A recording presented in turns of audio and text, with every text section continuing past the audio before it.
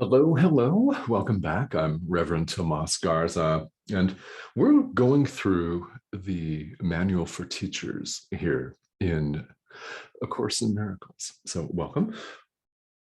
We're, we're at one of my favorite questions here in the manual, and it's, if you've tuned in before, highly likely you'll know from watching me before that it's highly likely that I'll say this again, that it's one of my favorite questions from the manual, because in reality, it's the only question we're dealing with right now on this video series.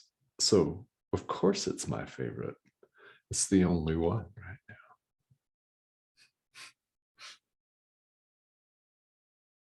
Does that make sense? All we have is the present moment. So I'll say this again in relation to another lesson that we're going to talk about down the line, of course. But it's a really interesting question because it presents in question 4, what are the characteristics of God's teachers? Jesus presents us with a list, in fact, of 10, actually. Well, it's a list, in fact, yes, it's 10 characteristics. And it's very, very interesting because while you may not consider yourself to be a teacher, I would just like to remind every single one of you that you're always teaching.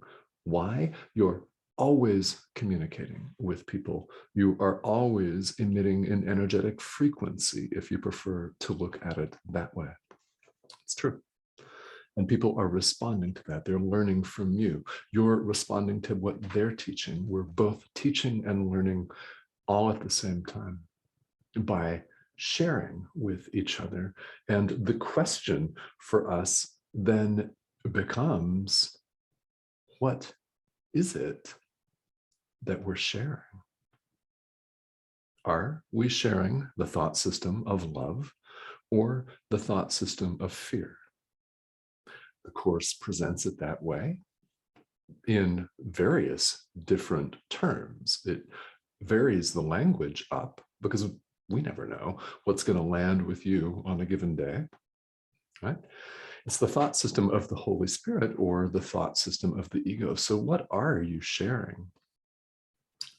These characteristics that apply in this context in the manual to God's teachers really are things that we can all develop.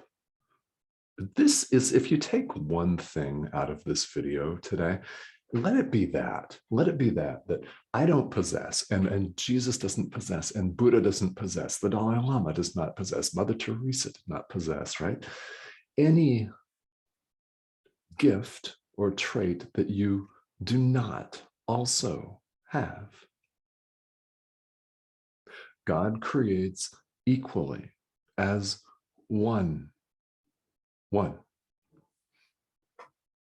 this doesn't mean that you have to be a Buddhist monk like the Dalai Lama. It doesn't have to mean that you take on responsibility for an entire country at the same time as you're a Buddhist monk like the Dalai Lama. That doesn't mean that at all. You have your own path here in the world and your own people that will respond best to you and your teaching. So my overall message here is to teach love. And we're on the list item number 4, which is gentleness today. This is really, really fun to talk about because gentleness is so important and, frankly, vastly underestimated in our world. And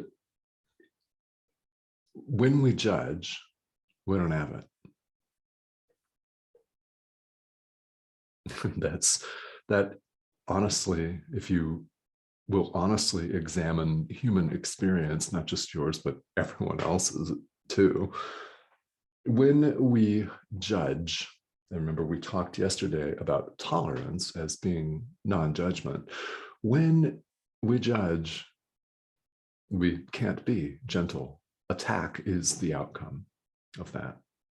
Why? You see yourself as separate. Therefore, you desperately, because the ego is always afraid, therefore it's always desperate. It tries to deceive you into thinking, yeah, no, this is okay. This gradation's okay. You can be a jerk to this person and then take away their rights, but not these people. Right? It tries to parse everything out, but reality isn't not. It's not like that. Any judgment is attack. That makes gentleness impossible. Now, what is gentleness? It's strength. It's strength. So I invite you to really, really deeply contemplate this and cultivate gentleness. Question for you: how can you be more gentle in your daily life today, right now? How can you be more loving? How can you be more patient, kind, joyous? How can you have a more expansive and limitless mindset? How can you extend love? Gentleness is strength. Jesus promises us this, doesn't he? And what we're here to do is to practice this ourselves, to become more loving, more forgiving, to set our judgments aside so that we can experience this for ourselves. How do you experience it for yourself? Give it away. Give away love and kindness. Forgive. Exercise patience. Use kind words. Forgive. And if this means take a little break from your social media feed, then do that, if that's what it means for you.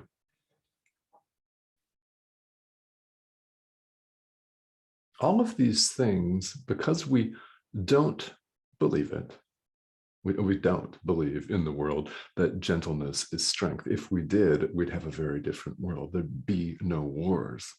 There would be no political power struggles. There would be no one attempting to force their particular views on someone else. This would not happen.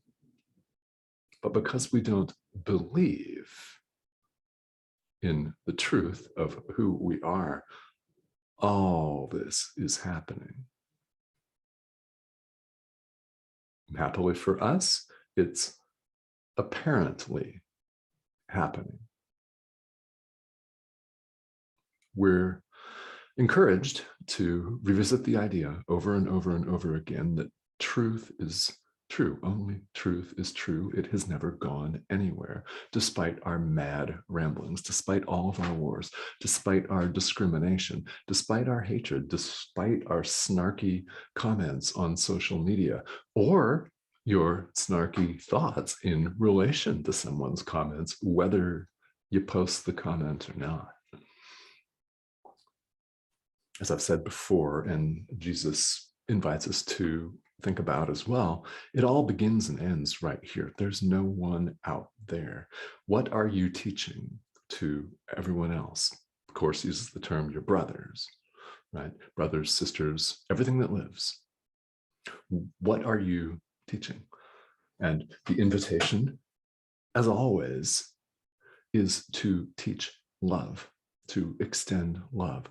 This is how you keep things, by the way, by giving them away. So what are you giving away? What are you extending? Are you extending love? If so, you keep that in your mind, unequivocally, no doubt. If you're extending hatred, guess what you keep in your mind? Even though you're desperately trying to get rid of it by putting it off on someone else, you keep that in your mind too. So which will it be? That is the question for all of us.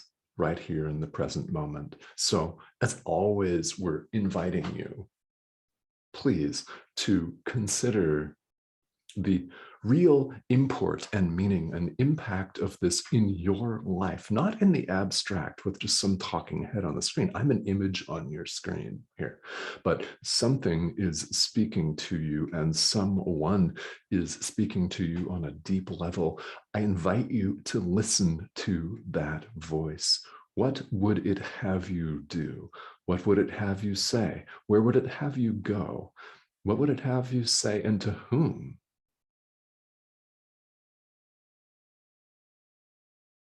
Tune in to that voice